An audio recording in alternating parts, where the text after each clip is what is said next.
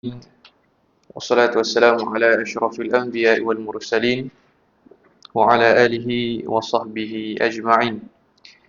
اللهم علمنا ما ينفعنا وانفعنا بما علمتنا وزدنا علما.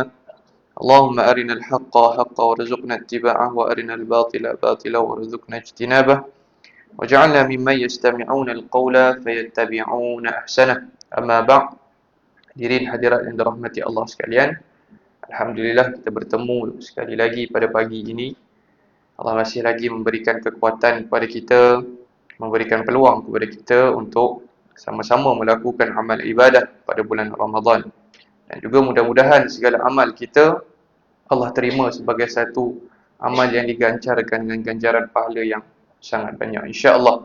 Baik, pada pagi ini tajuk yang akan kita bincangkan iaitu berkenaan dengan kedermawanan membawa keberkatan.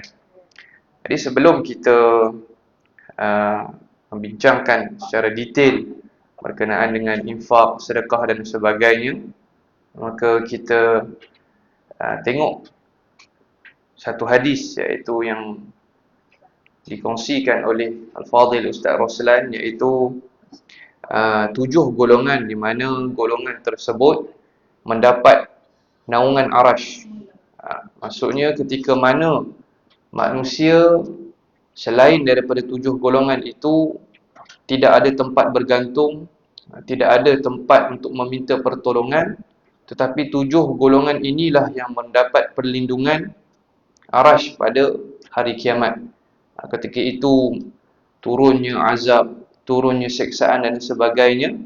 Akan tetapi 7 golongan inilah yang dikatakan terselamat daripada kesengsaraan hari kiamat. Maka ini adalah matan hadisnya. Sab'atun yuzilluhumullah fi zillihi yawma la zilla illa zilluh. Pertama sekali al-imamul adil wa syabun nasha'a fi ibadati rabbih wa rajulun qalbuhu mu'allakun fil masajid wa rajulani tahabba fillah ijtama'a alayhi wa tafarraqa alayhi wa rajulun talabathu imra'atun ذات منصب وجمال فقال إني أخاف الله ورجل تصدق أخفى حتى لا تعلم شماله ما تنفق يمينه ورجل ذكر الله خاليا فقاضت عيناه. Ini yang saya dah buat numbering. Yang mana yang pertama sekali, tak nampak Kejap saya cuba.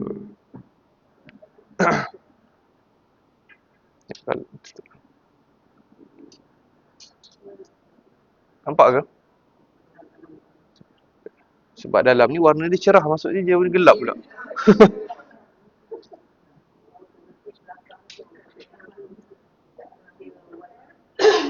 Kejap, saya tukarkan. Saya tukarkan dia punya.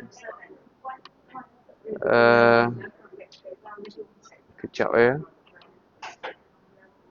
Kalau buat warna putih ni nampak tak? Ni nampak tak kalau warna putih macam ni? Okey, sekejap saya tukar warna putih. Sebab dalam dia punya warna cerah, maksudnya jadi gelap.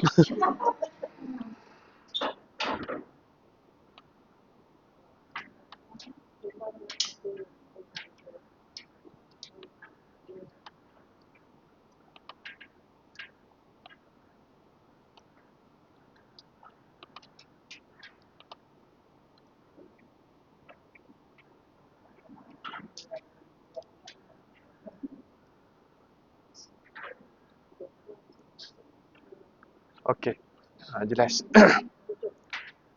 Okey, baik. 7 golongan yang mana dikatakan oleh baginda Nabi SAW, yang pertama sekali iaitu imam yang adil. Imam yang adil ini tidak terhad pada konteks kenegaraan sahaja, yang mana kita dah dengar Ustaz Roslan syarah. Ia juga termasuk di dalam konteks yang kecil, iaitu konteks kekeluargaan. Sebagai seorang suami yang mana dia ada tanggungannya, ada isteri, ada anak-anak, ataupun kita sebagai kita sebagai majikan, kita ada pekerja, itu juga dikira sebagai imam, sebagai pemimpin.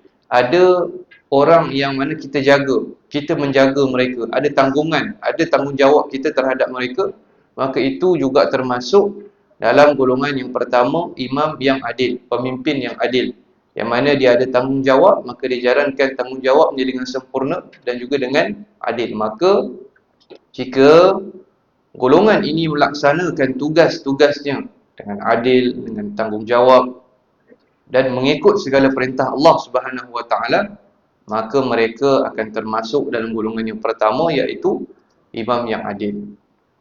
Imam yang adil. Yang kedua, pemuda yang menyibukkan diri dengan ibadah. Seperti mana Al-Fadhil Ustaz Ruslan bagi tahu, yang mana kalau kita lihat anak-anak kita, cucu-cucu kita, yang mana mereka menyibukkan diri dengan ibadah.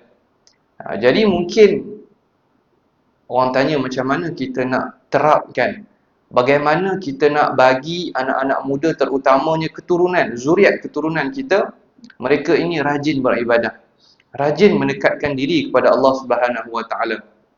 Maka begitulah antara doa yang diajarkan pada kuliah tersebut dalam surah Al-Furqan ayat 74 itu, Rabbana hab lana min azwajina wa dhurriyyatina qurrata a'yun.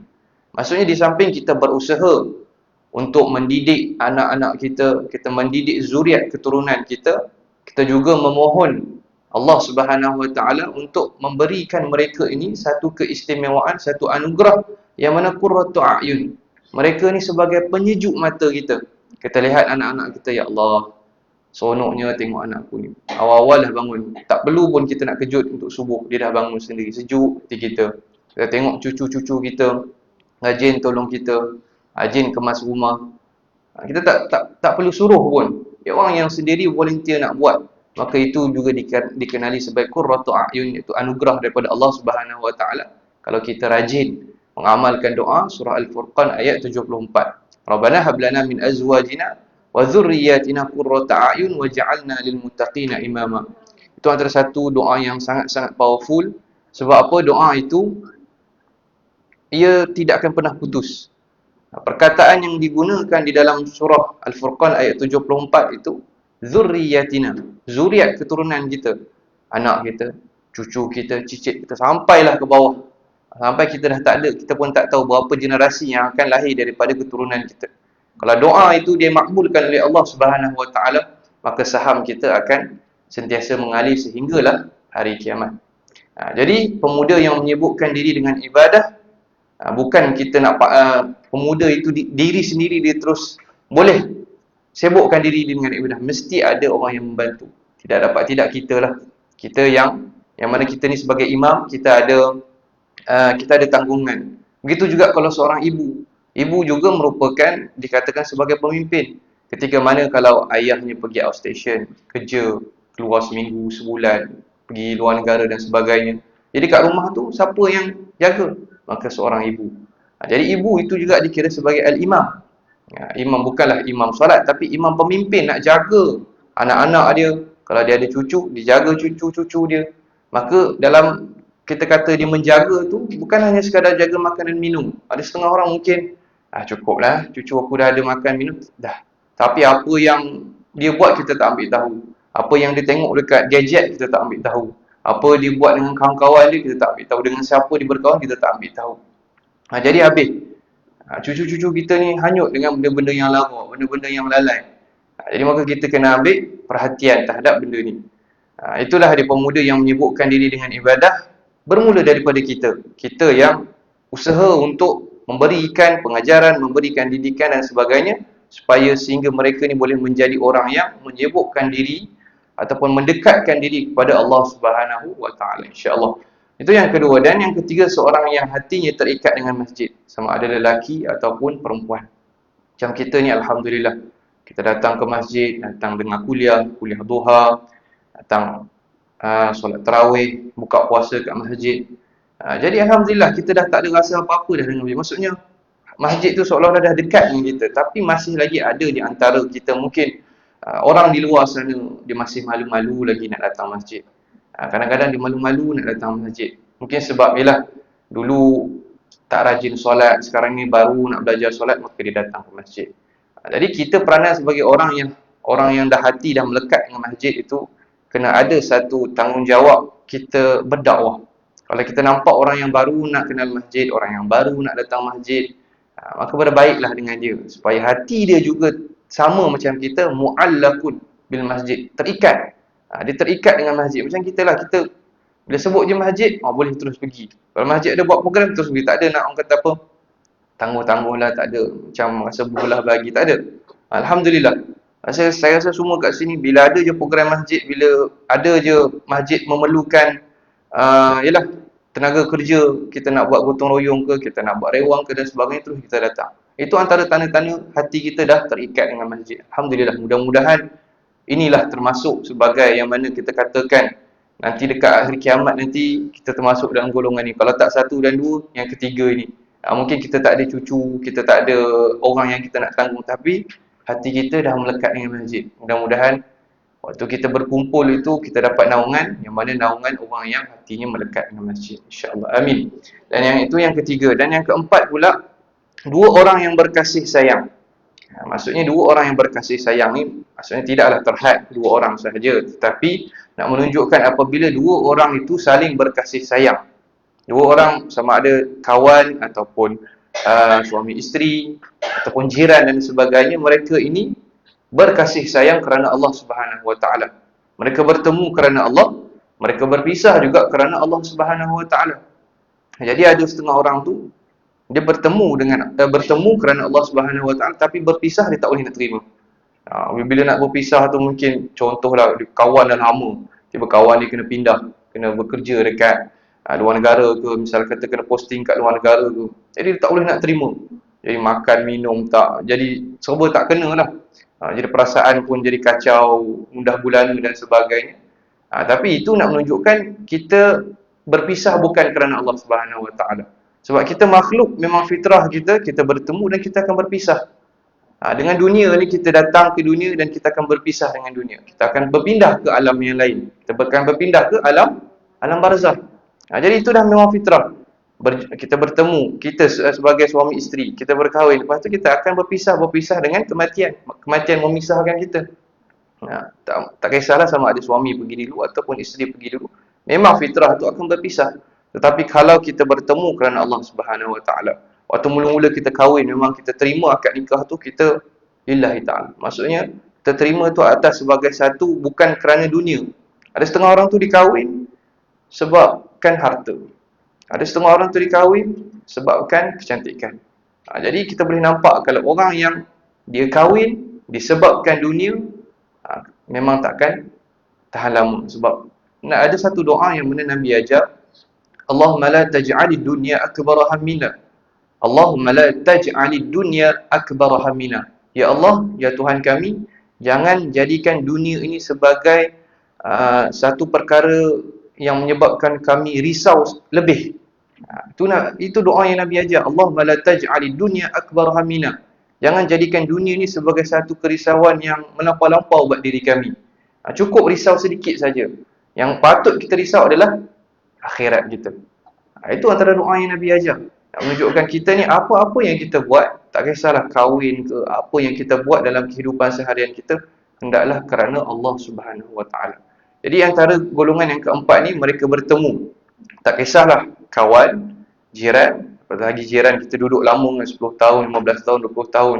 Jadi kita berjiran tu, kita bertemu kerana Allah Subhanahu Wa Taala dan berpisah juga kerana Allah Subhanahu Wa Taala. Mungkin ada ahli qaryah kita, yalah, ada duduk sekali, tiba dah pindah ke takwa.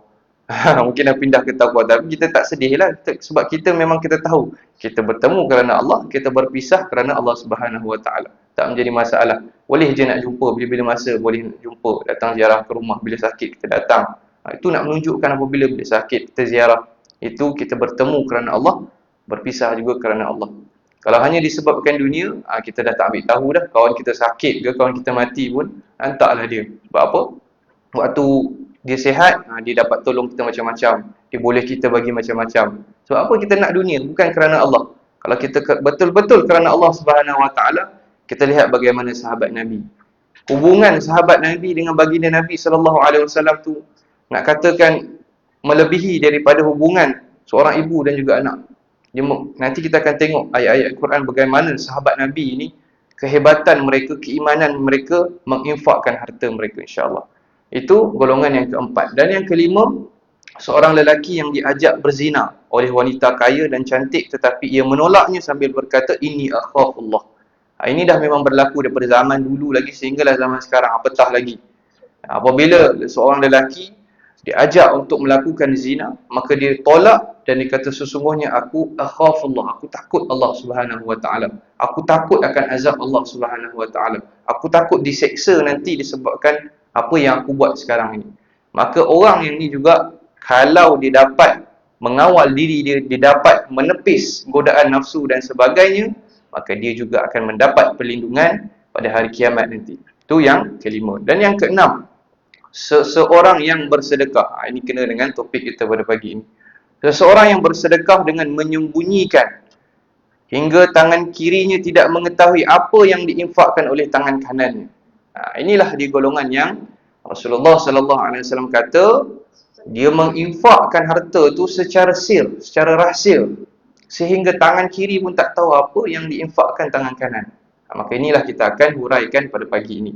Dan yang ketujuh, seorang yang berzikir kepada Allah Subhanahu wa taala di saat dia bersendirian hingga meleleh air matanya. Ingatlah, dia berzikir kepada Allah, dia mengingati Allah, dia menginsafi diri dia, dia bermuhasabah diri dia, seorang diri. Ada setengah orang tu dia sedih sebab apa? Dia nak tunjuk yang dia sedih kat orang. Oh, nampaknya aku ni muhasabah sampai basah-basah baju, basah telekung. Dia nak tunjuk kat orang, tapi sebenarnya itu tak betul. Yang dalam hadis ni, dia duduk seorang diri, dia bermuhasabah diri dia, dia tak tunjuk pun kat orang lain. Macam semalam saya cerita, kalau kita jumpa malam Lailatul Qadar, jangan kita bagi tahu orang. Takut kita bagi tahu tu, habis amalan kita ni jadi sia-sia. Na'udzubillahi min zalik. Itulah dia yang ketujuh, yang mana seorang yang berzikir, selalu mengingati Allah sehingga basah air matanya, seorang diri. Sebab apa? Ada seorang ulama dalam membicarakan tentang bab ikhlas.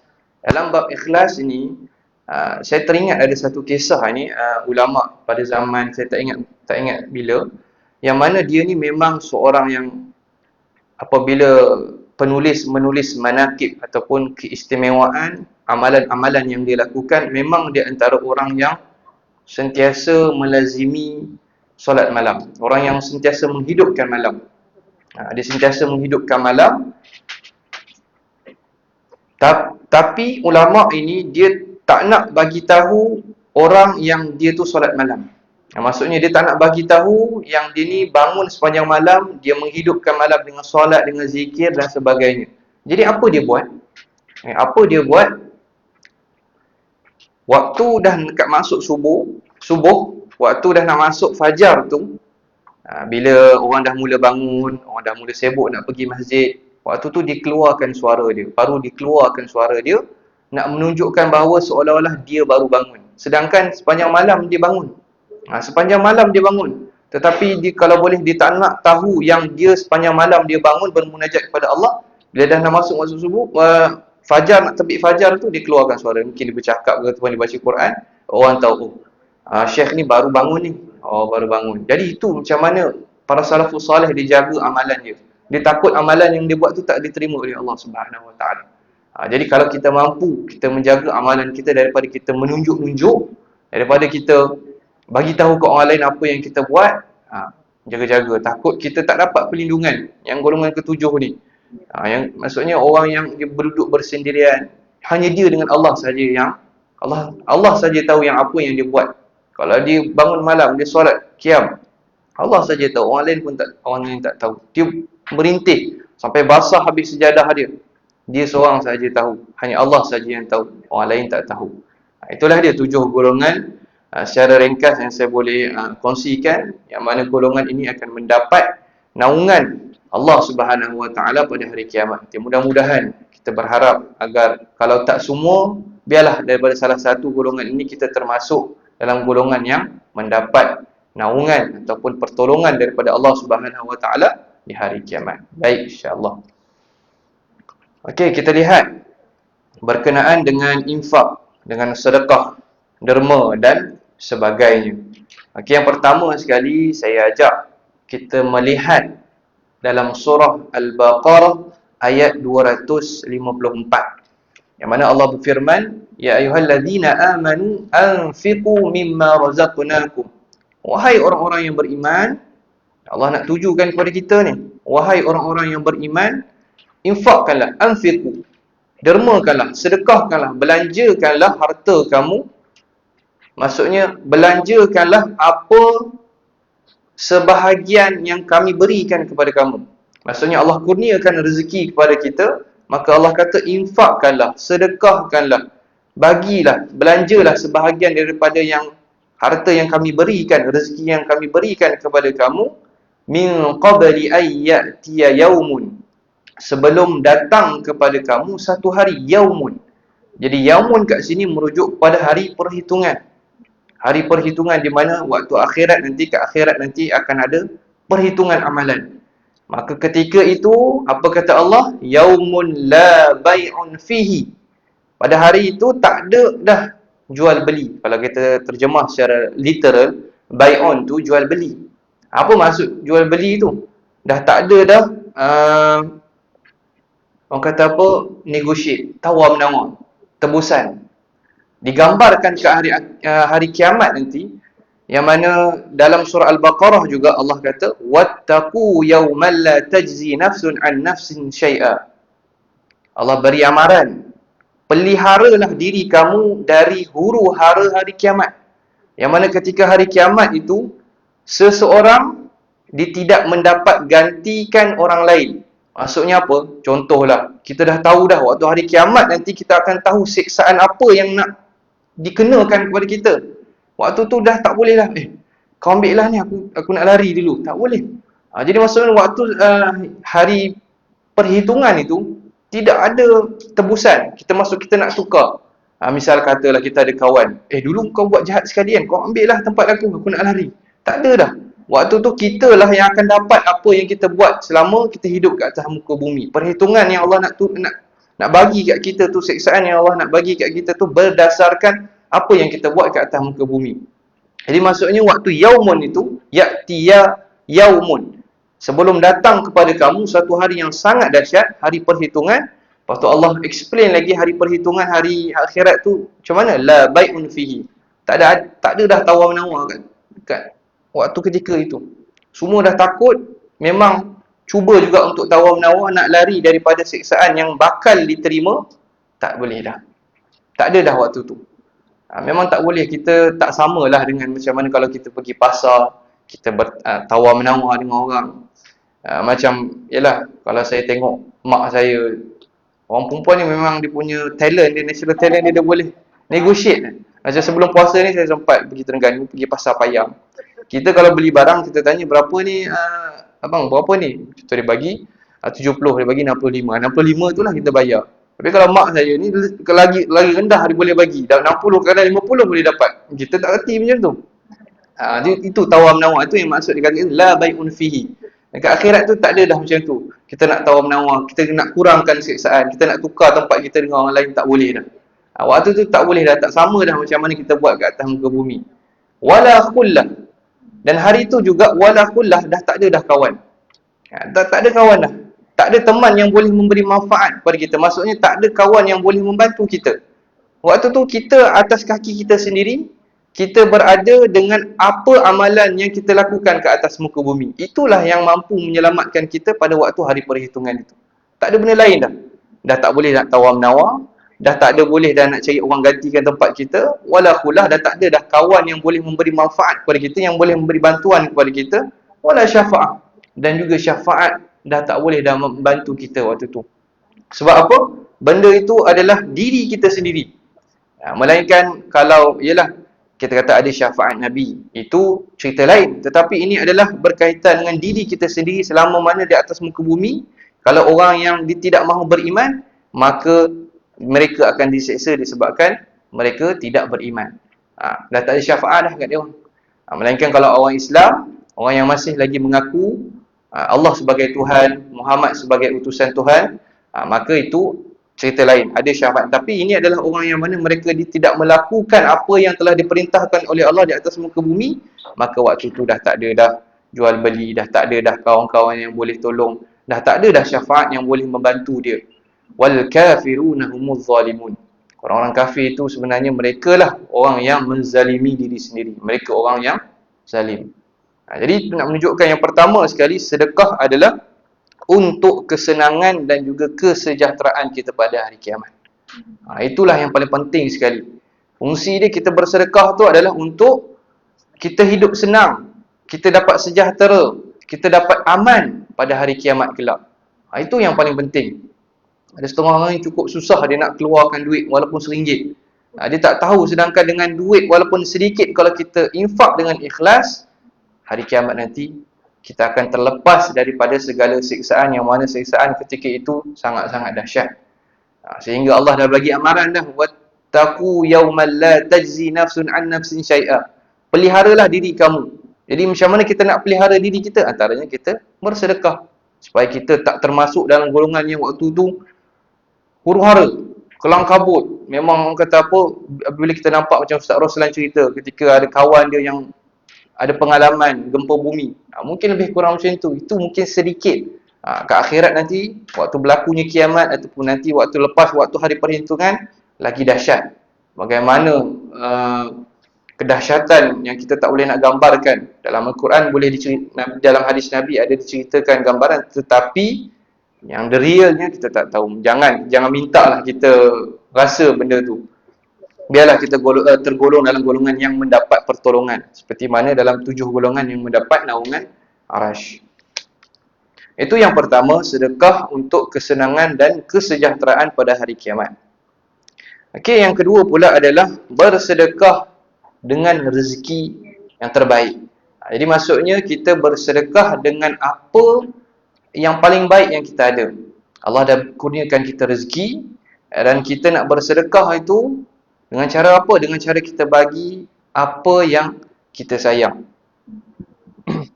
Seperti mana Allah berfirman dalam surah Al-Baqarah 267, Ya ayyuhalladzina amanu, wahai orang-orang yang beriman. Jadi memang sedekah ini diceritakan, ditujukan kepada orang-orang yang beriman. Wahai orang-orang yang beriman, anfiqu min tayyibati ma kasabtum wa mimma akhrajna lakum minal ard. Infakkanlah, sedekahkanlah di jalan Allah sebahagian dari hasil usahamu yang baik-baik. Contohnya kalau orang tu dia ada perusahaan, dia ada pertanian yang zaman dulu kan, waktu zaman Nabi, biasanya mereka melakukan aktiviti perdagangan, pertanian, mereka tanam biji-bijian, tamar, buah tin, buah-buahan dan sebagainya. Jadi Allah perintahkan untuk orang-orang yang beriman untuk infakkan sebahagian daripada apa yang kamu usahakan pada jalan Allah. Jadi mungkin zaman sekarang ni kita ialah kerja dapat duit. Maka duit itulah kita boleh infakkan sebahagian. Islam tak menganjurkan suruh kita infakkan kulluh, keseluruhan, tak. Allah kata sebahagian daripada rezeki yang telah kami berikan kepada kamu. Infaklah sebahagian daripada hasil yang kamu usahakan di atas muka bumi. Itu yang dianjurkan dalam Islam. Tapi kalau nak infakkan semua, terpulanglah, tak menjadi masalah. Tetapi perintah yang Allah suruh kepada kita, mesti kita infakkan sebahagian. Jadi ayat tadi dan juga ayat sekarang yang kita bincangkan ini, ulama menafsirkan. Ada yang menafsirkan bahawa ayat ini ditujukan kepada sedekah yang wajib. Jadi kena tahu sedekah ni ada yang wajib, ada yang sunat. Sedekah yang wajib tu apa? Sedekah yang wajib tu seperti zakat, ataupun kalau dia bernazar. Contoh dia bernazar, kalau saya dapat puasa penuh pada bulan Ramadan tahun ini, saya akan menginfakkan seekor kambing di Masjid Al-Ghufran. Jadi sedekah kambing tu jadi wajib kat dia kalau dia dapat habiskan puasa penuh pada bulan Ramadan. Jadi itu dikira sebagai sedekah wajib.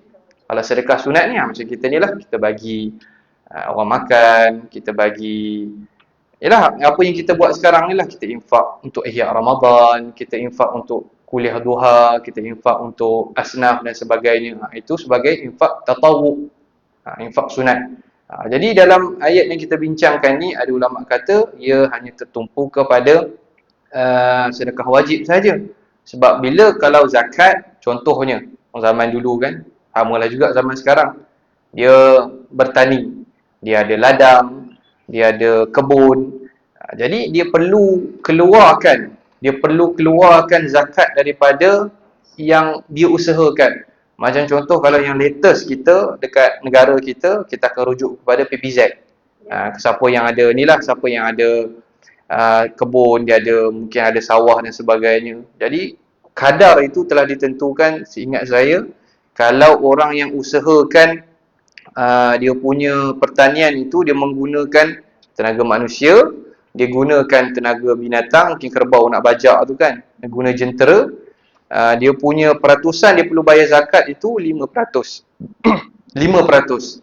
Kalau dia langsung tidak menggunakan tenaga kerja manusia, contohlah dia ada kebun tepi sungai ataupun dekat lereng bukit yang mana ada air turun, jadi semula jadi, dia punya sumber air tu semula jadi, tak perlu pun kena ada orang siram, kena ada pekerja yang kena tolong siramkan. Jadi maksudnya dia seorang saja pun dah cukup untuk diusahakan pertanian dia. Jadi itu tak silap saya dia punya kadar 10% kena bayar. Kalau dia dua-dua dia guna, masuk tenaga manusia pun diguna, tenaga semula jadi pun dia guna, itu 7.5% tu tak silap saya, itu boleh rujuk kepada PPZ. Setiap negeri mungkin ada berbeza dia punya kadar itu. Itulah yang ditujukan dalam ayat ini. Wahai orang-orang yang beriman, infakkanlah, sedekahkanlah, belanjakanlah sebahagian daripada hasil usaha kamu. Sebahagian daripada hasil usaha kamu. Dan kita mengambil pandangan termasuk juga infak yang sunat. Kita dah bekerja, duit banyak dapat. Banyak duit dapat. Banyak duit dapat. Apa salahnya kalau kita menginfakkan sebahagian daripada duit yang kita dapat itu untuk sedekah sunat, untuk bagi kepada orang miskin. Macam bulan puasa ni kita bagi infak untuk orang buka puasa. Besar pahalanya, besar ganjarannya. Itulah dia yang mana Allah kata, dan janganlah kamu memilih yang buruk-buruk. Wala tayammamu. Tayammamu ni maksudnya janganlah ambil yang al-khabitha, jangan ambil yang buruk-buruk. Minhu tunfiquna walastum biakhidhihi illa an tughmidu fi. Apabila kita nak menafkahkan tu, kita nak memberi infak, kita nak bagi sedekah ataupun kita nak bayar zakat, mestilah kita bayar, kita bagi, kita infak yang terbaik. Sebab kalau kita lihat ayat ini, ayat berkenaan dengan sebelum tadi kita tengok ayat ni kan, ayat tentang anfiku, perintah untuk menginfakkan dengan rezeki yang telah dikurniakan oleh Allah kepada kita. Yang sekarang ni pula Allah perintahkan, infaklah sebahagian daripada hasil usaha kamu di atas muka bumi ini yang terbaik. Sebab apa? Kalau kita lihat di sebalik penurunan ayat ini, ada satu riwayat yang menceritakan bahawa ketika mana zaman dulu, ada seorang sahabat ini, dia mempunyai kebun tamar. Ada seorang sahabat ni dia mempunyai kebun kurma, kebun tamar. Apabila dah hasil dah keluar daripada kebun dia, dia mengasingkan tamar-tamar yang kita katakan sebagai grade yang cantik lah, yang elok. Dia asingkan, disimpan tempat lain. Bila ada orang datang nak minta derma, nak minta sedekah, dia bagi yang buruk-buruk. Jadi maka itulah sebabnya turunnya ayat ya ayyuhallazina amanu anfiqu min thayyibat. Infaklah sebahagian hasil usaha kamu yang baik, yang terbaik, bukan yang buruk. Allah kata apa? Wa'lamu annallaha ghaniyyun hamid. Sesungguhnya Allah Maha Kaya lagi Maha Terpuji. Allah yang Maha Kaya yang memberi rezeki kepada kita. Allah lah yang Maha Kaya yang memberi segala keperluan kita. Tapi kenapa apabila kita nak menginfakkan harta kita, kita pilih-pilih pula. Kita ambil yang buruk-buruk je kita bagi orang. Contohnya macam kita buat apa? Charity, kita nak kumpulkan baju. Tiba-tiba yang bagi semua bagi yang buruk-buruk, yang dah koyak-koyak dia bagi. Tak kenalah. Sebab apa? Allah kata kalau kita nak infak, kita nak sedekah, hendaklah kita sedekah dengan yang baik. Yang kita usahakan tu, kalau pertanian, hasil pertanian yang baik, yang cantik, yang elok, bukan yang dah busuk, dah rosak. Kalau kita ada duit yang maksudnya yang paling kita sayang lah. Duit yang paling kita sayang tu mungkin jumlah dia agak banyak lah. Tapi tak ada masalah, kalau sikit pun tu tak menjadi masalah.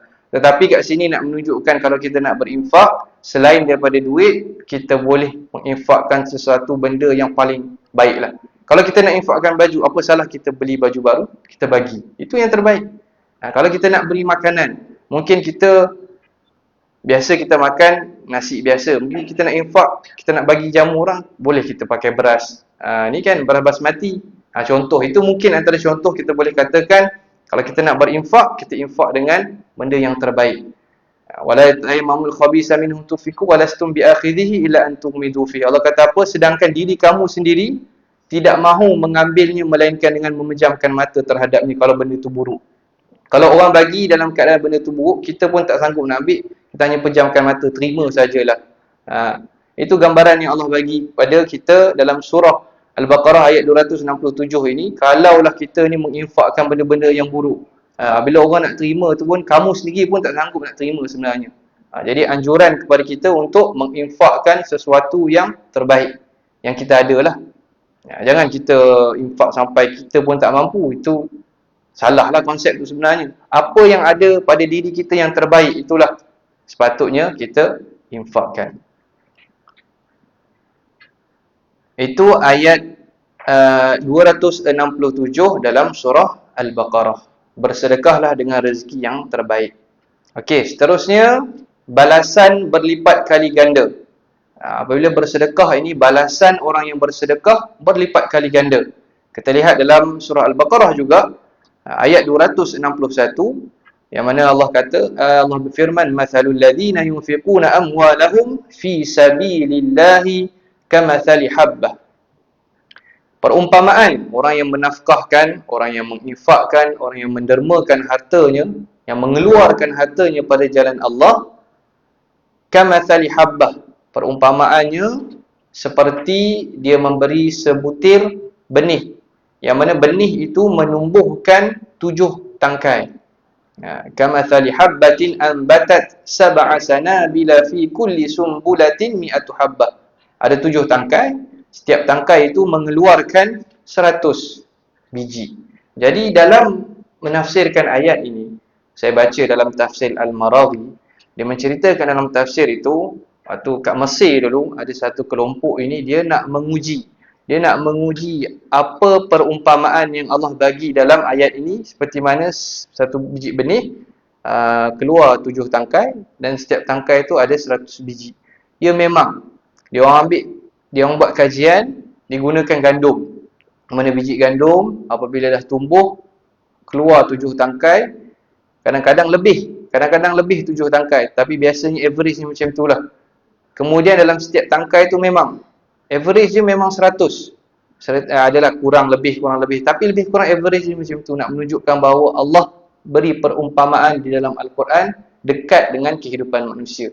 Jadi bila manusia lihat apa yang berlaku di sekelilingnya, seperti gandum yang tumbuh, seperti gandum yang mereka usahakan, maka benarlah apa Allah kata, kalau orang tu menginfakkan hartanya, dia punya ganjaran pahala dia seperti kalau diinfak satu, tiba tumbuh 7 tangkai dan setiap tangkai itu ada 100 biji. Jadi ganjaran berlipat kali ganda bagi orang yang menginfakkan hartanya pada jalan Allah, mengharapkan keredaan Allah Subhanahu wa taala.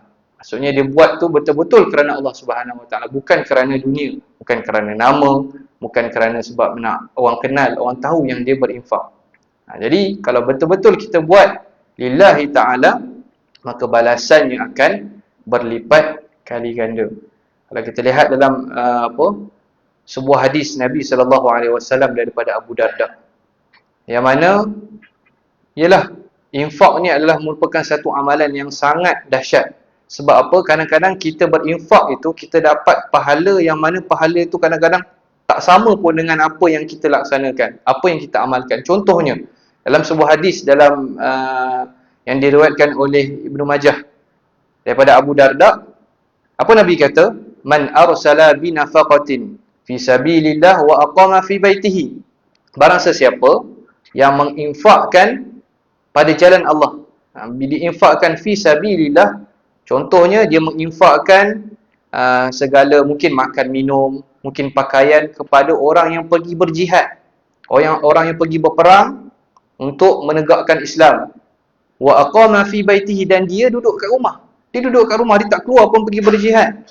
Falahu bi kulli dirhamin, maka bagi dia setiap dirham yang dikeluarkan 700 dirhamin, Maka setiap dirham yang dikeluarkan akan digandakan sebanyak 100 dirham. 700 dirham. Itu nak menunjukkan bahawa pahala dia kadang-kadang tak masuk akal. Kita tak buat pun amalan tu, tetapi kita boleh dapat amalan. Kita boleh dapat pahala amalan yang kita tak buat. Itulah dia hebatnya sedekah, yang mana pahalanya berlipat kali ganda. Tambahan pula kita berada di dalam bulan Ramadan, lagilah dianjurkan untuk kita perbanyakkan sedekah, perbanyakkan infak. Infak yang wajib tu mestilah, tapi yang sunat ni, yang tatawuk ni yang banyak.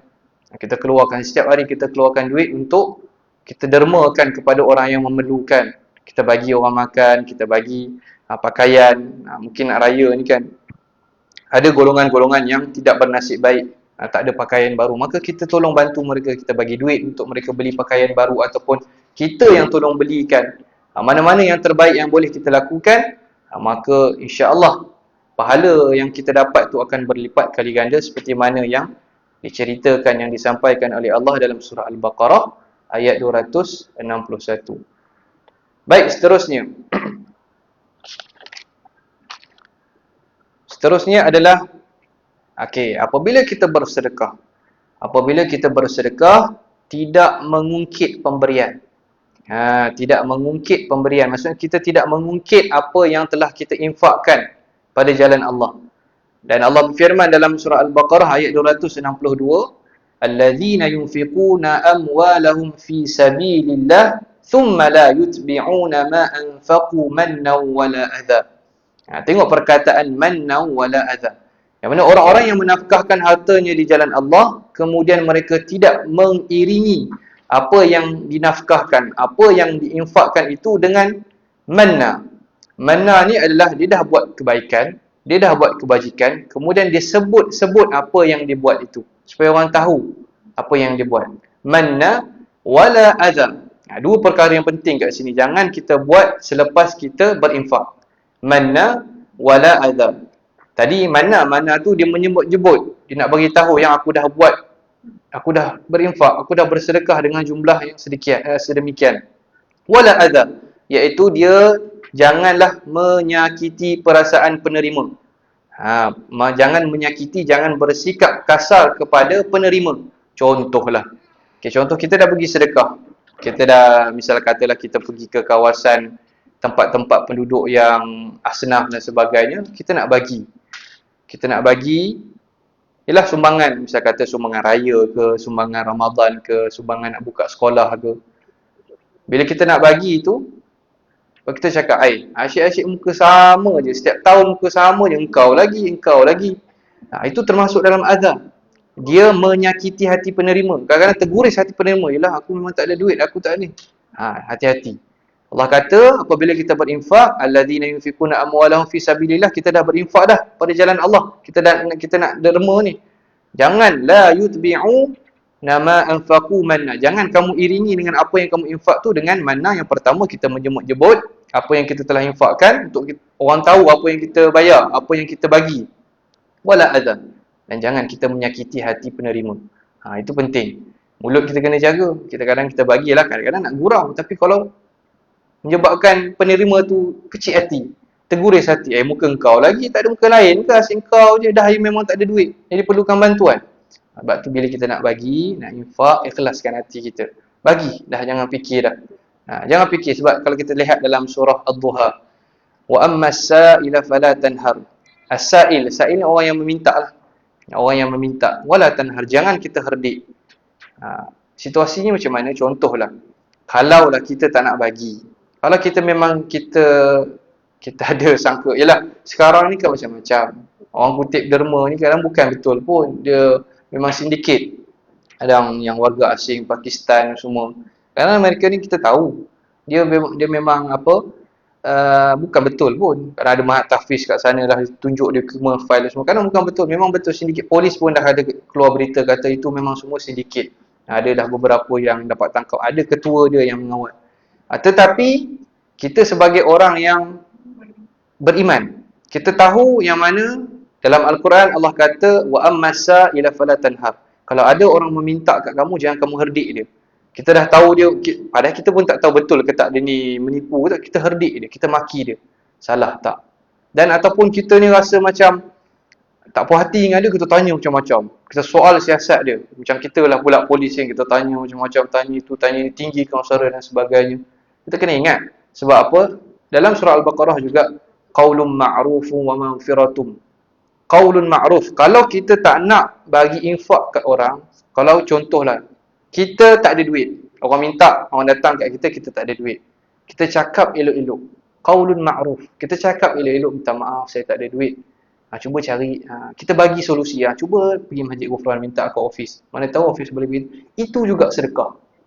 Qaulun ma'ruf itu juga sedekah. Kita tak ada benda kita nak bagi, tapi kita cakap kat dia, minta maaf lah, saya tak ada duit. Mungkin tuan boleh pergi ke Masjid Ghufran, pergi ke office tingkat 1, cuba minta ke office. Itu juga dikira sebagai sedekah. Jadi sebab itu, bila kalau kita tak nak bagi sedekah, kalau kita rasa dia ni menipu, cukup. Dah minta maaf, senyum, dah kita pergi. Cukup. Jangan kita tanya macam-macam, lepas tu kita tinggi suara, kita herdik dia pula. Allah kata, wa amma sa'ila fala tanhar. Allah tak cakap kalau ada orang datang tu menipu ke, tak menipu ke, betul ke. Tak. Allah kata, ada je yang datang, yang minta kat kamu, jangan kamu herdik. Sebab apa? Qaulun ma'ruf itu, kata-kata yang baik, kata-kata yang tidak menyakitkan hati, itu juga dikira sebagai sedekah. Jadi kita kena perbetulkanlah diri kita. Kalau memang kita tahu dah, ini memang sindiket ni. Bila datang, bang minta derma, minta maaf lah ya, tak apa, saya tak berminat. Kadang-kadang dia nak jual barang, lepas tu bila kita nak beli barang, infak lah bang. Kita dah tahu dah tu kadang-kadang. Sebab saya pernah pengalaman waktu tu masih stesen bas Pudu. Sekarang dah tak ada kan.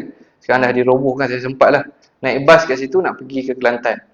Jadi kat situ memang antara sarang lah tempat sindiket nak kutip derma dan sebagainya. Cara dia macam mana? Kita dah masuk bas, kita dah tahu dah, okey ni bas kita, kita masuk, kita tunggu. Sementara dalam 10-15 minit sebelum bas nak gerak tu, kadang-kadang ada budak naik atas bas. Dia naik atas bas, dia terus dia bagi kat kita Yasin kecil macam tu. Dia bagi bagi Yasin kecil. Kadang Yasin tu kadang kita tak baca pun sebab kecil sangat. Kadang kita dapat pun kita tak guna. Biasa kita akan guna yang besar pun boleh nampak. Kecil-kecil je tu tak ada guna pun.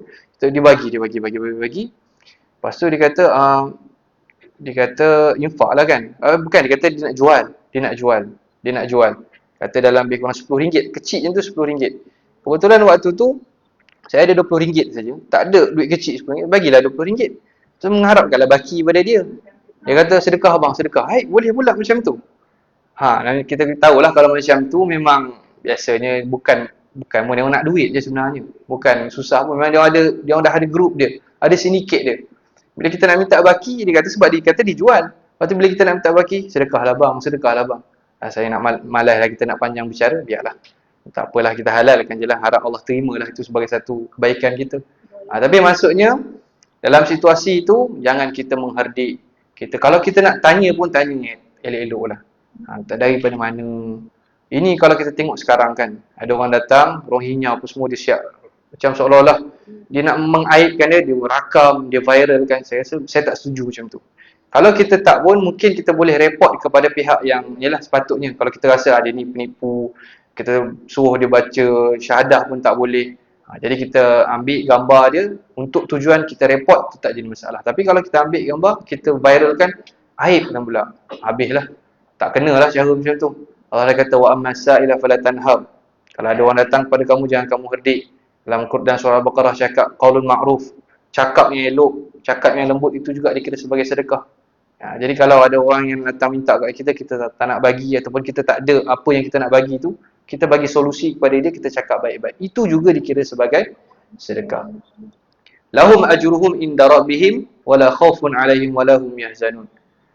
Jadi kalau dia buat macam ni, buat apa? Dia tidak mengiringi infak dia tu, apa yang diinfakkan tidak diiringi dengan manna wala adza, dia tidak mengungkit, dia tidak menyebut apa yang diinfakkan, dan juga dia tidak menyakiti hati penerima, maka lahum ajruhum inda rabbihim, maka mereka memperoleh pahala di sisi Tuhan mereka. Tidak ada kerisauan, wala khaufun. Waktu tu kat akhirat dia dah tak risau apa dah. Dia dah tahu amalan yang dilakukan itu betul. Maksudnya memang betul-betul dia buat apa yang Allah suruh. Maka nanti ke akhirat nanti, waktu perhitungan nanti, wala khaufun alaihim wala hum yahzanun, mereka dah tak risau dah. Mereka tahu sedekah yang dia buat, yang mana seperti mana yang Allah suruh, akan diterima oleh Allah, dan juga mereka tidak pula berasa sedih hati. Mereka tak akan menyesal dengan apa yang mereka dah lakukan. Jadi kita kena ingat, saya ulang sekali lagi, kalau kita nak bersedekah, jangan kita mengungkit dan jangan kita menyakiti hati penerima. Dan seterusnya adalah sedekah tanda kebaikan. Sedekah tanda kebaikan. Maksudnya apa kat sini? Lan tanalu, a'udzubillahi minasyaitonirrajim, dalam surah Ali Imran ayat 92. Allah firman, lan tanalul birra, kamu tidak sesekali dapat mencapai hakikat kebaikan. Al-birra ni adalah satu puncak kebaikan, hatta tunfiqu mimma tuhibbun, sehingga kamu sebelum kamu menafkahkan sebahagian harta yang kamu sayangi. Seperti tadilah ayat yang mana anjuran untuk kita berinfak, kita bersedekah apa yang terbaik yang kita ada. Macam contohlah, kalau kita ada duit lebih sikit, kita nak bagi, kita nak jamu orang makan, biasa kita jamu beras biasa, kita jamu beras basmati. Itu boleh juga dikira sebagai kita cuba bagi yang terbaik. Kalau ada pakaian kalau boleh kita bagi yang elok lah. Mungkin kalau yang dah pakai tu mungkin baru pakai sikit, masih elok, cantik lagi, tu kita bagi. Ataupun kalau kita rasa tak sesuai, kita belikan yang baru. Itu antara yang kita boleh bagi yang terbaik. Kalau kita dapat lakukan macam tu, kita boleh buat macam tu, maka kita akan capai tahap hakikat kebaikan sebenarnya. Sebab Allah kata apa? Kamu tak akan dapat lantanalu, selama-lamanya kamu tidak akan dapat capai hakikat kebaikan. Maksudnya kebaikan yang sebenarnya, sehinggalah Allah tak syarat. Kamu boleh capai sebenarnya. Sekiranya kalau kamu buat apa? Tunfiku mimma tuhibbun. Kamu menginfakkan apa yang kamu sayang. Saya rasa sekarang ni memang duit lah semua orang sayang kan. Kita boleh bagi duit. Itu dikira juga sebagai satu benda yang kita sayang. Satu benda yang terbaik yang boleh kita infakkan kepada orang lain. Wa ma tunfiqu min syai'in fa innallaha bihi alim. Dan apa sahaja yang kamu nafkahkan, maka sesungguhnya Allah mengetahui. Kalau kita lihatlah bila berkenaan dengan ayat 92 surah Ali Imran. Ini nak menggambarkan bagaimana keimanan para sahabat Nabi radhiyallahu anhum apabila turunnya ayat-ayat tentang sedekah, apabila Nabi beritahu mereka tentang sedekah ini, mereka tak ada ragu-ragu pun. Mereka terus menginfakkan apa yang mereka ada. Antara contoh yang pertama, kita boleh ambil pengajaran daripada seorang sahabat Nabi yang bernama Abu Talha, ataupun nama sebenarnya Zaid bin Sahal. Memang kisah ni kisah yang masyhur, yang mana dia ada satu kebun kurma, kebun tamar yang sangat-sangat disayang dekat Bayruha. Kalau kita tengok dalam Google ke kita buka dalam Google, memang kisahnya adalah satu kisah yang masyhur. Abu Talha ni dia ada satu kebun yang sangat-sangat dia sayang. Dia buat apa?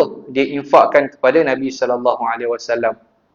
Dia infakkan keseluruhan kebun itu kepada Nabi sallallahu alaihi wasallam pada jalan ialah fi sabilillah. Dia bagi kepada Nabi untuk Nabi uruskan apa yang Nabi nak buat, nak bagi kepada orang susah ke, nak bagi kepada asnaf ke dan sebagainya. Dia infakkan semua, bukan sebahagian. Dia infakkan keseluruhan kebun dia pada Nabi sallallahu alaihi wasallam apabila dia mendengar ayat tentang infak, dia mendengar ayat tentang sedekah. Maksudnya iman mereka tu dah tak ada ragu-ragu dah. Apa yang Nabi sampaikan, mereka terus membenarkan. Sidqun, mereka membenarkan apa yang Nabi sampaikan. Mereka langsung tak ada ragu-ragu. Mereka buat apa yang Nabi bagi tahu. Itu kisah Abu Talha ataupun nama dia Zaid bin Sahal. Kita lihat juga kisah yang mana seorang sahabat yang juga pernah menjadi anak angkat Nabi. Yang mana seorang sahabat yang namanya seorang disebut di dalam Al-Quran. Satu-satunya yang disebut namanya di dalam Al-Quran siapa? Zaid bin Harisah, betul. Dalam surah Al-Ahzab, falamma qudiya Zaidun, falamma qada Zaidun. Jadi Zaidun itu merujuk kepada Zaid bin Harisah, yang merupakan anak angkat Nabi sallallahu alaihi wasallam. Waktu ketika itu Zaid ni hanya ada seekor kuda yang bernama Sabal. Seekor kuda yang bernama Sabal, itulah kuda yang paling dia sayang. Ke mana-mana sahaja dia pergi, dia naik kuda tu. Dia nak pergi ke pekan, dia nak pergi ke rumah Nabi, dia naik kuda yang bernama Sabal. Apabila datangnya ayat tentang sedekah, dia infakkan itu sahaja harta yang dia ada, dia infakkan kepada Nabi sallallahu alaihi wasallam kuda yang bernama Sabal. Itu adalah antara tunggangan yang paling dia sayang. Jadi mereka ni, iman mereka tu memang ialah mereka lah diiktiraf sebagai kurun yang terbaik. Sahabat-sahabat Nabi adalah khairul kurun, kurun yang paling terbaik. Jadi mereka ni apabila dengar je Nabi cakap, turun je ayat Nabi sampaikan kepada mereka, ataupun ada Nabi sampaikan hadis kepada mereka, mereka terus membenarkan, mereka tidak menafikan. Tetapi fitrah manusia. Dalam kisah Abu Talhah tadi, dalam kisah Zaid tadi, Nabi nampak apabila mereka menginfakkan ke semua harta mereka, Nabi nampak mereka sedih. Sayu je lah, kita dah infakkan benda yang kita sayang.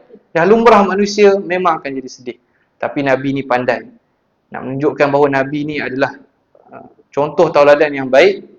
Nabi bagi sedekah tu, sedekah dah, maksudnya mereka dah menginfakkan harta tu kepada Nabi. Nabi bagi balik harta yang mereka infakkan tu kepada kaum kerabat mereka. Jadi Nabi pandai. Walaupun mereka ni, yelah, dah tahu dah memang mereka ni percaya 100% cakap Nabi. Apa yang Nabi suruh, apa yang Nabi sampaikan, mereka akan buat.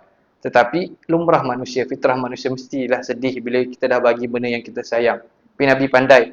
Sebab apa? Nabi tak nak apabila mereka sedih, syaitan akan ambil alih hati mereka. Asyaitanu ya'idukumul faqra. Syaitan tu akan menakut-nakutkan kamu dengan kefakiran.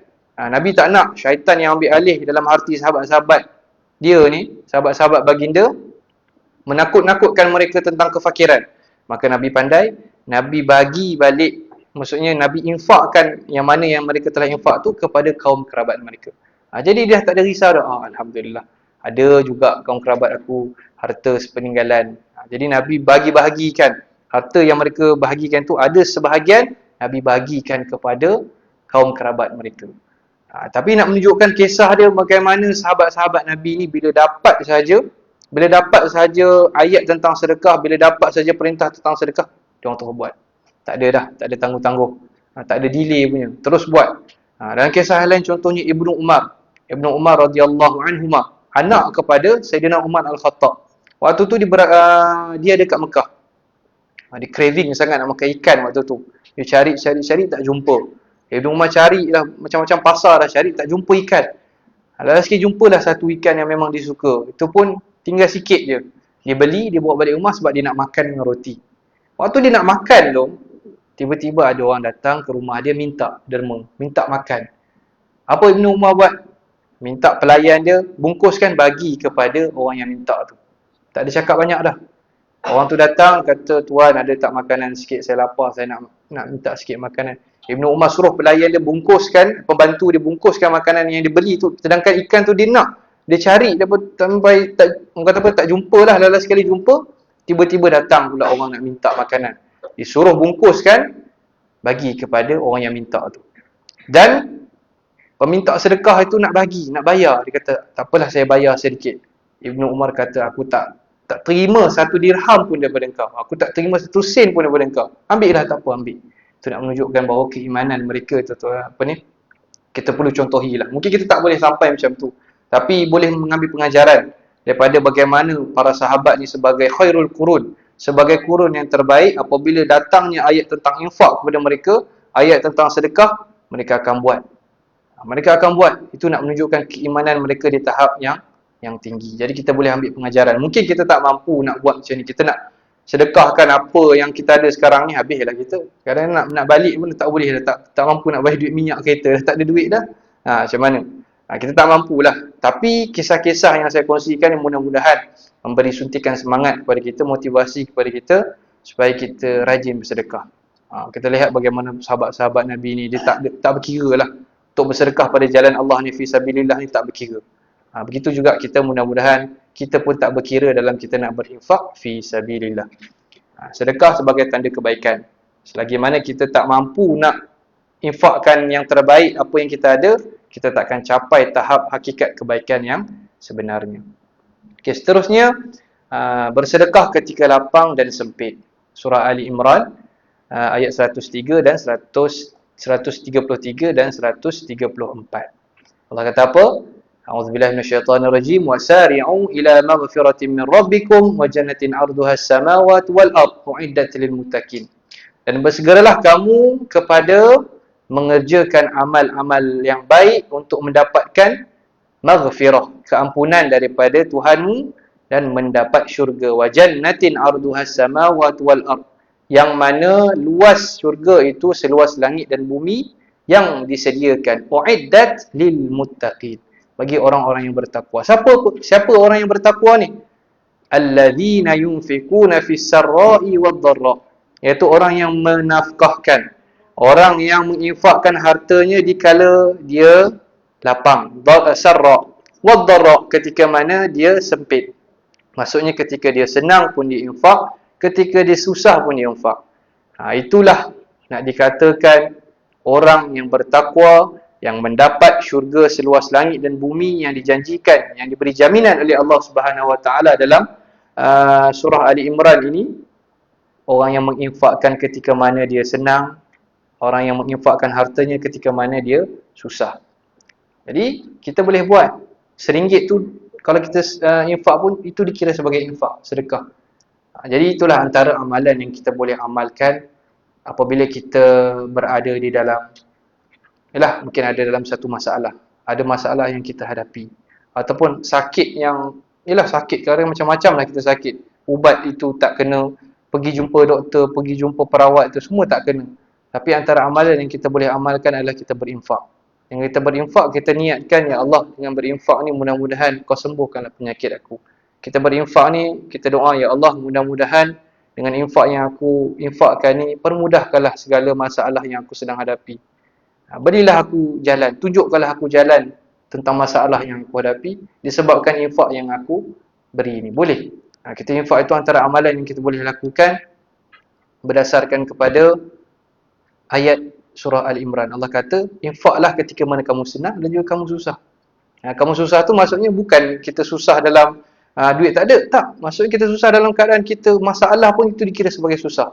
Dalam keadaan kita serabut, banyak masalah dengan kawan, masalah dengan jiran, masalah kat tempat kerja, masalah dengan jemaah. Contohlah kan, jemaah masjid. Serabut, stres. Infaklah. Sarra' wa sarra' tu, sarra' wa dharra' tu tak semestinya dia tak ada duit. Boleh kita luaskan, maksudnya dalam keadaan dia susah tu, dia sedang menghadapi masalah. Maka infaklah. Sebab apa? Infak tu akan memberi jalan keluar daripada masalah yang kita hadapi. Itu infak untuk ketika susah dan juga ketika senang. Seterusnya, sedekah ini, infak ini meraih redha Allah, keredaan Allah Subhanahu Wa Taala dalam surah An-Nisa ayat 114. A'udzubillahi minasyaitonirrajim. La khaira fi kathirin min najwahum illa man amara bi sadaqatin aw ma'rufin aw islahin bainan nas. Tidak ada kebaikan pada kebanyakan bisikan-bisikan. Okey, baik. Ayat ni dia tentang najwa. Apa tu? Najwan. Najwan ni bisik. Bisik-bisikan. Sebab apa? Ayat ini nak ditujukan kepada orang yang suka berbisik-bisik pada perkara yang bukan pada perkara kebaikan. Sebab apa? Kalau kita lihat dalam surah Al-Mujadilah, ya ayyuhallazina amanu idza tanajaitum fala tatanajaw bil itsmi wal udwan. Wahai orang-orang yang beriman, kalau kamu nak berbisik-bisik, janganlah kamu berbisik pada perkara perkara dosa ataupun perkara-perkara maksiat. Wa tanajaw bil birri wat taqwa. Kalau kamu nak berbisik itu, berbisiklah pada perkara yang baik ataupun perkara-perkara yang mengingatkan tentang takwa. Maksudnya apa kat sini? Orang zaman dulu bila cerita tentang kebaikan, maksudnya dia dah buat infak, dia dah bantu orang, dia cakap supaya orang tahu. Tapi bila dia buat salah, dia cakap slow-slow je, dia suruh rahsiakan. Aku ada curi duit orang tu, dia cakap dekat kawan dia je. Jangan bagi tahu orang lain. Itu bisik-bisik. Sebab tu teguran Allah Subhanahu Wa Taala, wahai orang yang beriman, jangan kamu, orang kata apa, dia macam ni. Berbisik itu maksudnya berbisik dalam erti kata jangan menunjuk apa yang kita buat. Contohnya, orang tu dia berbisik kepada orang, bukan berbisik lah, maksudnya dia bagi tahu orang supaya orang tu buat perkara makruf. Dia suruh orang tu buat perkara makruf, dia yang galakkan orang buat perkara kebaikan, dia yang galakkan orang buat sedekah, infak dan sebagainya, dan dia merahsiakan. Dia tak bagi tahukan kepada orang lain. Jadi itulah najwa. Dia berbisik. Dia tak bagi tahu pun kepada orang lain supaya apa? Dia nak menjaga dia punya diri daripada riak, takabur dan sebagainya. Tetapi kalau orang yang berbisik-bisik tentang perkara-perkara buruk, perkara-perkara dosa, perkara-perkara maksiat, perkara lawa dan sebagainya, maka itulah yang ditegur oleh Allah Subhanahu Wa Taala. Tapi dalam ayat ini, janganlah orang kata apa, kebanyakan bisikan-bisikan mereka itu semuanya sia-sia, kecuali bisikan-bisikan dari orang yang menyuruh manusia memberi sedekah ataupun berbuat ma'ruf atau mengadakan perdamaian di antara manusia. Dan barang siapa yang berbuat demikian, wa man yaf'al dzalika ibtigha'a mardatillah, barang sesiapa yang berbuat demikian mengharapkan mardatillah, mengharapkan redha Allah Subhanahu Wa Taala, fasawfa nu'tihi ajran 'azima, maka dia akan dianugerahkan, maka dia akan dikurniakan oleh Allah Subhanahu Wa Taala pahala yang besar, pahala yang azim, pahala yang sangat besar. Kalau dia maksudnya dia mengajak orang tu berbuat kebaikan, dia mengajak orang tu berinfak, dia mengajak orang tu berbuat perkara ma'ruf. Jadi bisik-bisik kat sini kita cerita lain lah, tetapi kat sini nak fokusnya, kalau dia berbisik dengan orang tu, berbisik pada perkara-perkara yang baik dengan mengharap mardatillah, dia bersedekah, dia mengharap redha Allah Subhanahu Wa Taala, maka Allah akan ganjarkan dia dengan ganjaran yang sangat besar, azimah. Jadi cara kita nak niat berinfak tu redha Allah. Kita buat kerana mengharapkan redha Allah. Kita buat tu kerana harap Allah terima amalan kita. Jangan kita buat itu disebabkan kita mengharapkan habuan dunia. Saya ulang balik yang mana doa Nabi kata tu, Allahumma la taj'alid dunya akbar hammina. Jangan jadikan dunia ini sebagai kerisauan yang besar buat kami. Jadi kita buat itu bukan kerana dunia, tetapi kerana mardatillah, mengharapkan keridhaan Allah. Dan yang seterusnya, sedekah, infak yang kita beri, infak yang kita hulurkan bakal diganti oleh Allah. Surah Sabah ayat 39. A'udzubillahi minasyaitonirrajim. Qul inna rabbi yabsutur rizqa liman yasha'u min 'ibadihi wa yaqdiru lahu wa ma anfaqtum min syai'in fa huwa yukhlifu wa huwa khairur raziqin. Katakanlah wahai Muhammad, sesungguhnya Tuhanku melapangkan rezeki bagi sesiapa yang dikehendakinya di antara hamba-hambanya, dan menyempitkan rezeki bagi sesiapa yang dikehendakinya. Dan barang siapa yang dan barang apa yang kamu nafkahkan, maka Allah akan menggantikan. Wa ma anfaqtum min syai'in fa huwa yukhlifu. Dan barang apa yang kamu nafkahkan, apa sahaja yang barang kamu infak, apa sahaja barang yang kamu derma, apa sahaja barang yang kamu bagi di jalan Allah, fahuwa yukhlifu, maka Allah lah yang akan menggantikannya, bukan manusia yang akan menggantikan. Kadang-kadang kita infak, tapi kita adalah juga terselit, biasalah kita manusia. Kadang-kadang kita mengharapkan balasan. Contohlah kan, biasanya kita jiran, kita masak lauk lebih sikit, kita bagi. Kadang-kadang hati tu harap balas lah balik. Kita tahu jiran kita tu tokek kek, kedai kek, harap bagilah kek sikit kan. Macam jiran kat rumah mak saya, memang sebelah rumah tu memang jiran tokek kek, dia selalu bagi kek. Kadang-kadang bila dia bagi tu kan kita bersalah lah, kita tak balas balik kan. Tapi kita janganlah mengharapkan pula, kita dah bagi ke orang, aku dah bagi ni, harap balas lah kan, sedikit, satu dua lauk ke, satu dua juadah ke. Jadi jangan kita nak mengharapkan balasan. Yang membalasnya adalah Allah Subhanahu Wa Taala. Wa huwa khairur raziqin, maka Allah akan menggantikannya dengan Allah yang akan menggantinya, dan dialah pemberi rezeki yang sebaik-baiknya. Dialah yang memberi rezeki. Maka sebab itulah kalau kita nak dapatkan macam ayat sebelum tadi, kita nak dapatkan ajran azima, ganjaran yang besar, kita hanya mengharapkan mardatillah. Kita hanya mengharapkan keridhaan Allah Subhanahu Wa Taala, bukan kita mengharapkan balasan daripada manusia ataupun kita mengharapkan habuan dunia. Okey, balasan orang yang bersedekah, surah Al-Hadid ayat 18. A'udzubillahi minasyaitonirrajim. Innal musaddiqina wal musaddiqati wa aqradullaha qardan hasana. Ini kalau qardan hasana memang Dr. Sanad lah. Memang waktu zaman Dr. Sanad qardan hasana. Itu memang kita tahu kalau qardan hasana, ingat Dr. Sanad.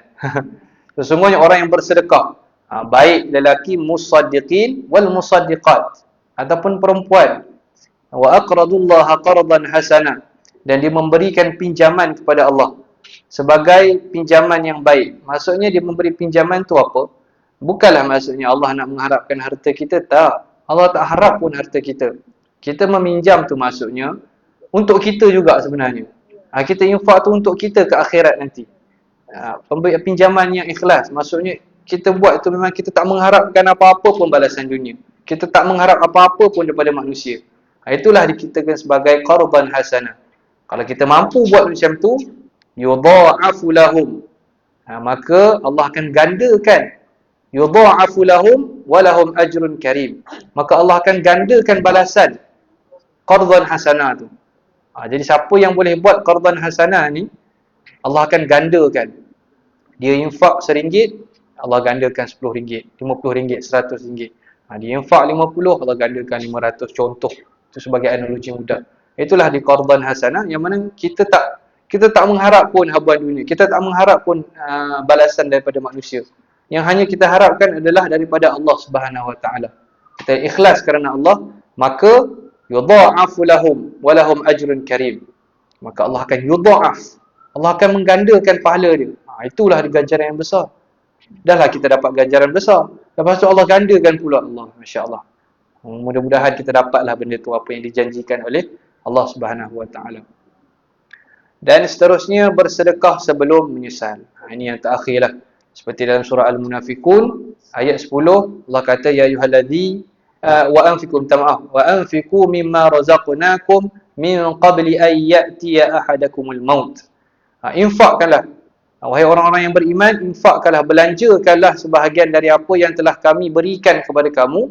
Maksudnya rezeki yang Allah kurniakan kepada kita, rezeki duit banyak, bisnes maju, maka infakkanlah sebahagian yang Allah kurniakan kepada kita min qabli an ya'tiya ahadakumul maut. Macam ayat tadi, sebelum datangnya hari perhitungan. Lambat lagi, tapi sebelum hari perhitungan tu akan kita jumpa maut dulu. Qabla an ya'tiya ahadakumul maut, sebelum datang kepada kamu kematian. Waktu tu fayaqula rabbi laula akhartani ila ajalin qarib. Ya Allah, ya Tuhanku, kalau boleh tangguhkanlah sekejap mati ni. Gambaran yang Allah berikan kepada kita tentang orang yang tak nak bersedekah, menangguh-nangguhkan sedekah, macam ni lah. Bila dah nak mati, baru dia nak bersedekah. Waktu tu Allah kata, waktu tu dia mohon kepada Allah, lambatkanlah sedikit, supaya aku boleh sedekah. Fa'asaddaq, supaya aku dapat boleh bersedekah. Jadi maksud ini merupakan ayat tentang penyesalan bagi orang yang dia tidak mahu bersedekah. Bila dah mati, dah tak ada dah sedekah. Dah tak ada dah sedekah. Hanya tinggal amalan yang kita lakukan waktu kita hidup. Bila dah mati, dah putus dah segala amalan.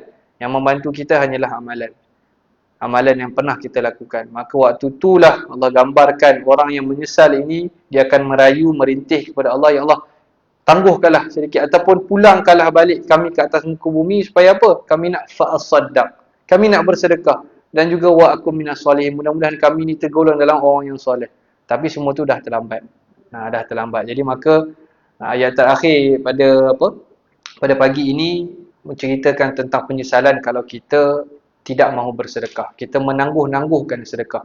Mudah-mudahan ayat ini juga memberi tamparan yang hebat kepada kita supaya janganlah kita bertangguh dalam bersedekah. Sedikit, tak mampu banyak, sedikit pun boleh, tak menjadi masalah. Yang penting tadi kita nak mardhatillah. Kalau kita buat kerana Allah Subhanahu Wa Taala, kita mengharapkan keridaan Allah, Allah akan ganjarkan kita ajran azimah, ganjaran yang sangat besar. Bukan itu saja, yudha'af, Allah gandakan pula. Masya-Allah. Okey, seterusnya sebelum nak tutup ni, saya kongsikan beberapa hadis berkaitan dengan infak, iaitu yang mana kalau orang yang suka bersedekah. Hadis daripada Abu Hurairah, man kana min ahli sadaqah, barang sesiapa yang dia suka bersedekah, dia adalah ahli sedekah, du'iya min babis sadaqah, dia akan dipanggil nanti dekat akhirat nanti, pintu sedekah akan panggil. Dalam hadis ini hadis panjang. Ada pintu solat, orang yang sentiasa melazimi solat, maka syurga yang pintu solat akan panggil dia masuk melalui pintu solat. Kalau orang yang suka pergi berjihad, orang yang pergi berjihad hanya semata-mata kerana Allah Subhanahu Wa Taala, maka ke akhirat nanti pintu jihad akan panggil dia. Dan kalau orang yang berpuasa, orang yang suka berpuasa, bukan hanya sekadar dia berpuasa pada bulan Ramadan, dia berpuasa pun memang berpuasa kerana Allah Subhanahu Wa Taala, maka pintu Ar-Rayyan, syurga yang mana pintunya syurga yang bernama Ar-Rayyan akan panggil dia masuk lalu melalui pintu Ar-Rayyan. Kalau orang yang suka sedekah, maka dia akan dipanggil suruh lalu melalui pintu babis sadaqah. Dia akan melalui pintu sedekah, riwayat Al-Bukhari. Dan harta orang yang suka bersedekah tidak akan berkurang. Ma naqasat sadaqatun min malin wa ma zada Allahu 'abdan bi'afwin illa izza. Tidak akan berkurang harta yang sedekah. Tidak akan berkurang harta orang yang bersedekah. Dan seorang hamba yang pemaaf, pasti akan Allah tambahkan kemuliaan baginya. Jadi macam itulah sebab tadi kita dah ceritakan dalam ayat Al-Quran. Kalau kita tak nak bagi duit ke orang, jangan kita herdik dia, jangan kita maki dia. Kalau contohlah ada orang yang agresif, minta kat kita secara paksa, maafkanlah dia. Mana hadis dalam riwayat Muslim ni, kalau kita memaaf pasti Allah akan tambahkan kemuliaan. Kita dah lah kalau kita tak nak bersedekah tu, tak apalah, tapi janganlah kita marah dia, jangan kita herdik dia. Kalau kita nak tanya pun, tanyalah elok-elok. Kalau kita maafkan dia, Allah akan tambahkan kemuliaan kita. Dan yang terakhir, sedekah dapat menghapuskan dosa. Was-sadaqatu tudfi'u khati'ata kama tudfi'u ma'u an-nar. Sedekah tu dapat menghapuskan dosa sebagaimana air yang memadamkan api. Itu besarlah tuan-tuan, puan-puan yang dirahmati Allah sekalian. Kalau kita dapat amalan sedekah ni menjadi kelaziman kita, dan kalau boleh kita mengharapkan sedekah yang kita infakkan selama kita hidup di atas muka bumi ini diterima oleh Allah Subhanahu Wa Taala, dan ia dapat memadamkan api neraka kalau kita diseksa nanti ke akhirat. Yalah, kalau memang kalau orang yang beriman, kita dah tahu waktu ke akhirat nanti kita akan dihisap, akan dihitung. Jadi mana dosa-dosa kita yang dihisap itu akan dicuci dulu sebelum kita masuk syurga. Kita akan dicuci dulu kat dalam neraka, baru kita akan masuk ke dalam syurga. Tetapi kalaulah kita tahu neraka tu betapa dahsyatnya, kita tak nak masuk neraka. Kalau boleh kita nak hampir dengan neraka pun kita tak nak. Kita tahu macam sekarang ni, panas pun kita dah mula bising dah kan. Cuaca panas sampai kering, kemarau banyaknya, dam empangan dah kering, air dah mula susut. Itu baru panas kat dunia. Panas kat akhirat kita tahu macam mana, berganda-ganda panasnya. Matahari pun kita tak boleh nak dekat, apatah lagi panas neraka yang berganda-ganda panasnya. Jadi kalau boleh, janganlah kita minta Allah Subhanahu Wa Taala, janganlah kita ni, kulit kita ni disentuh walaupun sedikit oleh api neraka. Kita tak nak, kita takut.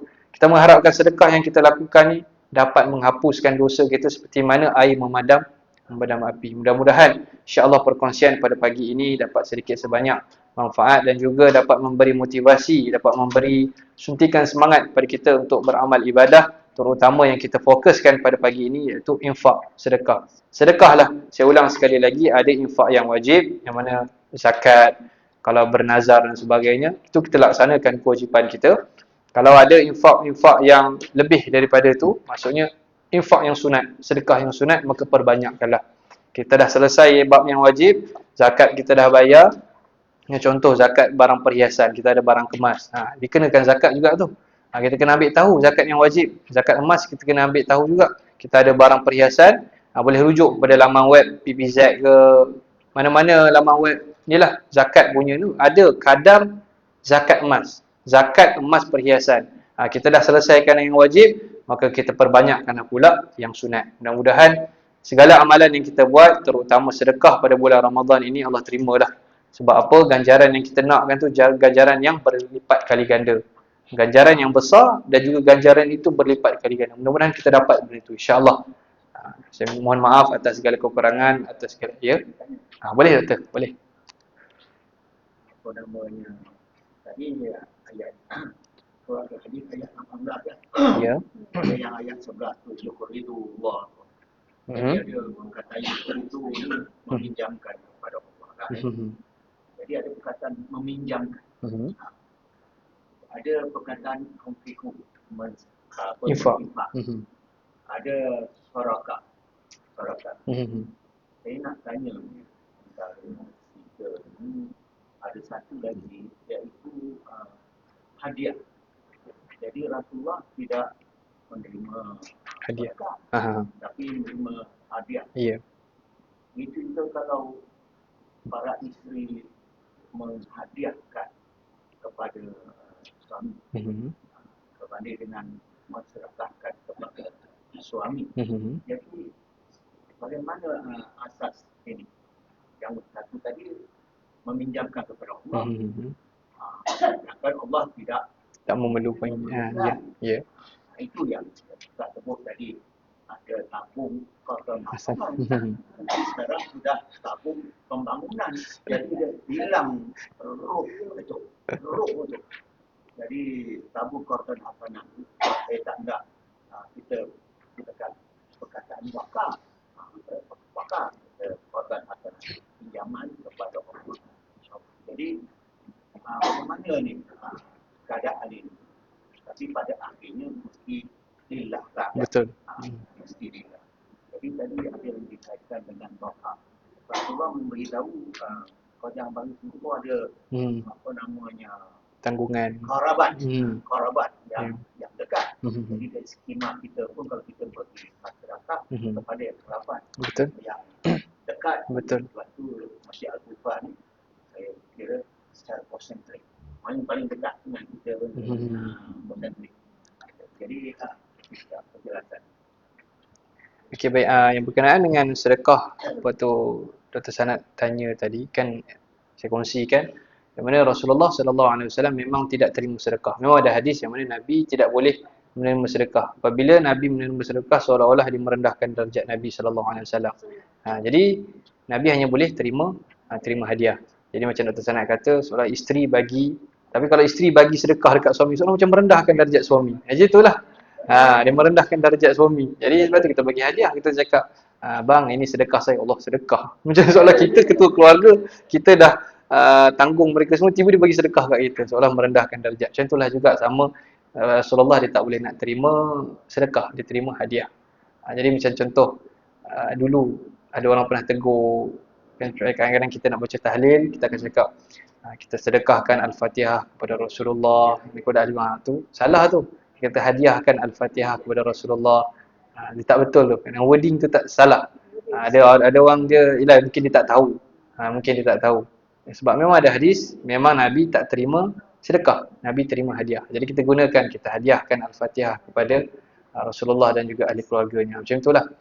Dan lagi satu tentang qardan hasanan tu, perkataan kenapa ada aqradu, kenapa ada yukridu. Itu biasanya perbezaan perkataan di dalam Al-Quran ini yang menunjukkan variasi perkataan tu je lah. Itu setakat yang saya tahulah. Kalau mungkin ada yang lebih, pengetahuan yang lebih itu saya tak sampai lagi lah.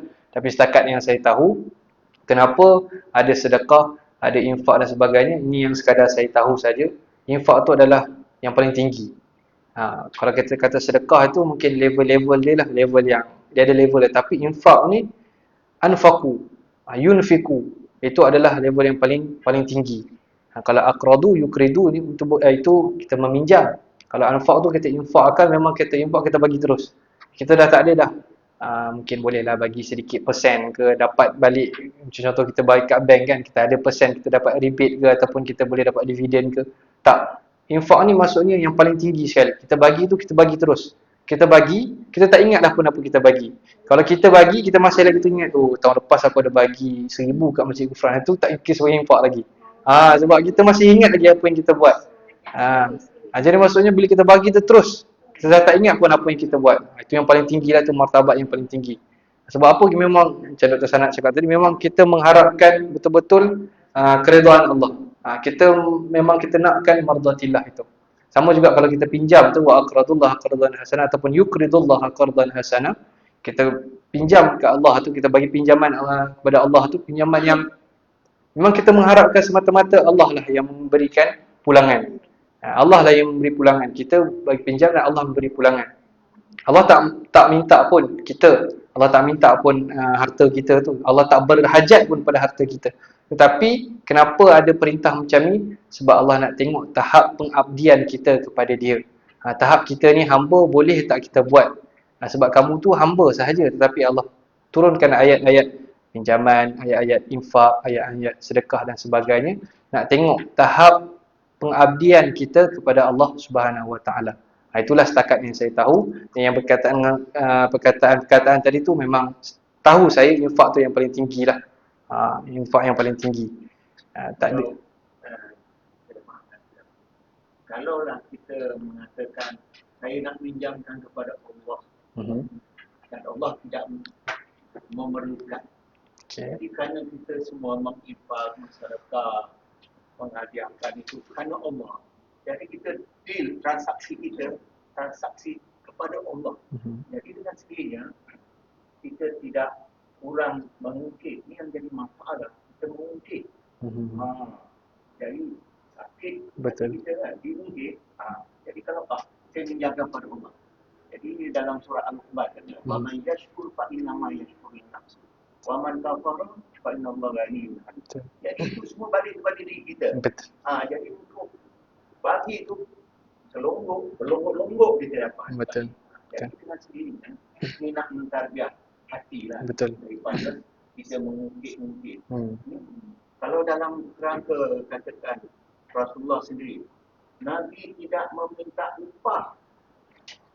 Nabi tidak meminta upah. Cukuplah Allah yang Bagi upah. mengupahi Nabi. Betul. Betul. Jadi saya kira dalam kerangka kalau nak hilangkan perasaan ni. Ya, betul. Betul. Supaya kita ikhlas. Itu yang pinjam kepada Qardhan orang, hasanan. pinjam kepada manusia, Betul. sebab nanti dia minta balik. Kan? Betul.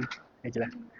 Okey, terima kasih Dr. Sanad atas perkongsian. Betul. Maksudnya bila kita, kalau Dr. Sanad nak kata tabung tu qardhan hasanan, pun kita bagi betul kerana Allah. Kalau letak tak nama lain, mungkin kita akan, yalah, Dr. Sanad kata akan mengungkit kan. Tapi apa-apa pun berbalik kepada diri kita. Kita bersihkan hati kita, mudah-mudahan amalan yang kita lakukan tu memang lillahi ta'ala. Bukan untuk kita tunjuk kepada orang lain, bukan untuk kita bagi tahu berapa dah kita infak, berapa dah kita bagi kat orang. Bukan itu tujuan utama kita.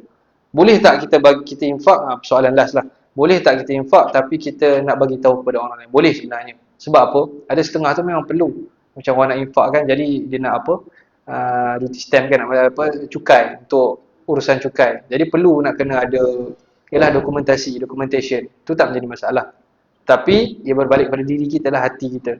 Sebab saya tak tahulah, ada satu tempat tu, ada satu masjid tu, memang dia punya AJK, dia kongsikan ada orang nak menginfakkan tu, dia nak taja bulan Ramadan, tapi dia kata dia nak letak nama saja. Saya tak kisah pun, saya boleh bayar berapa, tapi kalau boleh saya nak letak nama. Dia macam tu. Saya terkejut macam tu. Adalah satu tempat kat masjid tu, memang bila sembang AJK dia kata, ya Allah, kadang-kadang susah, penat kita nak berhadapan dengan manusia macam ni. Dia kata soal berapa, 4,000, 5,000 untuk tajaran buka puasa, tu tak menjadi masalah. Kalau boleh saya nak letakkan nama je. Mungkin kita sangka baik, mungkin dia letak nama tu sebab syarikat. Kan bila syarikat tengok, dia ada sumbangkan, okey, dah selesailah dia punya urusan. Tapi kalau boleh kita mintalah moga Allah jauhkan kita daripada sifat-sifat macam itulah. Sifat kita nak tunjuk yang kita ni bersedekah, sifat kita nak tunjuk yang kita ni baik. Mudah-mudahan Allah jauhkan daripada sifat-sifat itu insya-Allah. Aqulu qawli hadza wa astaghfirullahal azim li wa lakum. Wassalamualaikum warahmatullahi wabarakatuh.